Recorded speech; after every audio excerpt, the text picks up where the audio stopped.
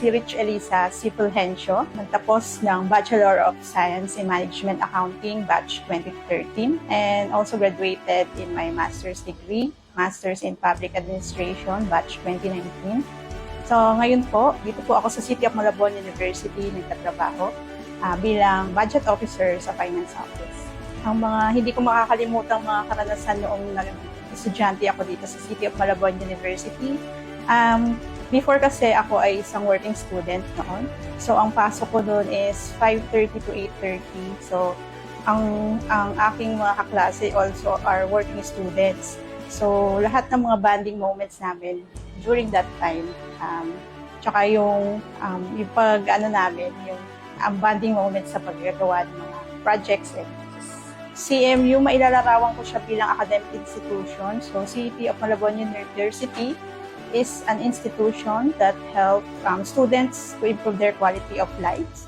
And they also, students are well prepared after the graduation in their learning skills and leadership qualities after they graduated. So they are ready for their yung employment nila outside. Nakatulong siya para iangat yung mga pamumuhay ng ating mga estudyante dahil sa kanilang mga napiling mga kurso. Malaki yung ang naitulong ng City of Malabon University sa karera ko ngayon.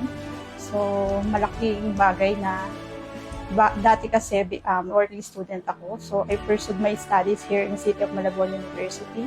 Nagkaroon ako ng pagkakataon na maipakita yung aking leadership skills, nabigyan ng mga iba't ibang designations dito sa City of Malabon University.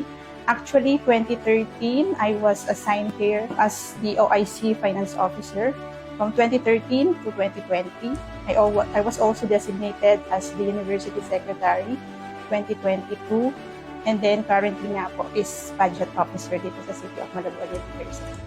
And nakatulong siya ng malaki sa family ko dahil napagtapos ko na pag-aaral ang aking mga kapatid dahil sa aking trabaho dito sa City of Malabon University. Nagkaroon din ako ng privilege na makapag-present sa international research dun sa ating naganap na First International Research Forum sa Vietnam. So kasali po ako doon na nag-present ng ating research. So last August 2024. So I was privileged na nakasama po ako at nakapag-present ng ating research during that time.